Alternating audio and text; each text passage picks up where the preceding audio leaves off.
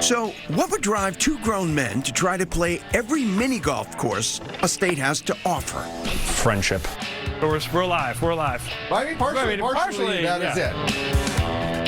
And a little bit of post-pandemic boredom for one-time co-workers and mini golf enthusiasts, James Parsons and Kyle Coursey.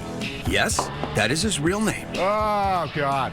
We were working in an office together, and it was circa spring of 2022. It was an office probably that held 6 or 7 people-ish during normal times, and then James and I in 2022 were the only people in the office, and we would kick around various ideas.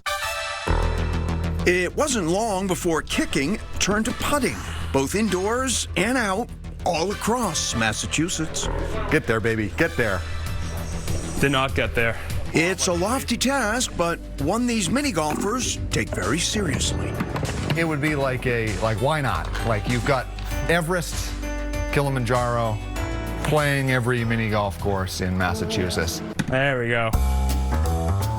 It may sound like an odd use of time, but it's actually led to discovery. It's kind of cool to also exploring the state as well, this great Commonwealth. Discovering all these different towns that I even really heard of, even though I lived like 25 minutes away my whole life. How much the lens cost on that thing? A lot of faith in my putting abilities here. Bang! There it is. We're back. Nicely done, sir. The pair estimates there are 90 active mini golf courses in the Bay State, with Faneuil Hall's Putt Across America marking the 73rd they've played. But as their journey nears its completion, distance does become a factor. It was easy in early days to hit 4 or 5 courses in one day, particularly in the greater Boston area. I think as we've gotten into it now, they're a little more spread out, and we're trying to plug in courses that have odd hours or super seasonal. It's become a harder task. So hard, in fact, the duo almost found themselves bending the rules and the law. We almost snuck on a course because it was so far out of the way and it was closed. And we're just sitting there at like the chain link fence being like, are we going to have to make this journey again up in the tippity top of Massachusetts? We're not going to name courses, however. I feel like they should have been open. And we didn't. We didn't. We're law-abiding citizens. Yeah. That's a trap question. Yes.